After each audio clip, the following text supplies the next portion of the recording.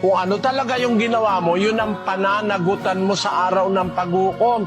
May aklat ng buhay, kapatid. May record tayo sa langit, tayong lahat. Kumbaga sa school, meron tayong card. Nandun yung record kung papasa ka, kung hindi. Hindi mo mapabago yung card.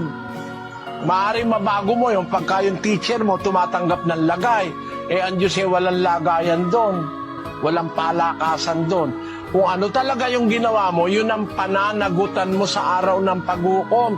Kahit sino pa ang manalangin para sa'yo, patay ka na, wala ka ng paraan para magbago kasi patay ka na. Kahit sino pa manalangin para sa'yo, hindi ka na pwedeng patawarin. Kaya bago pa tayo mamatay, dapat mapatawad tayo. Para tayo mapatawad, dapat tayong mangumpisal. Kanino tayo mangungumpisal? Ang kumpisal, ikukumpisal mo sa Diyos, kapatid. Sa Diyos kasi, hindi ka mahihiyang mangumpisal ang sabi sa Biblia, aking ipahayag ang aking kasalanan sa Panginoon.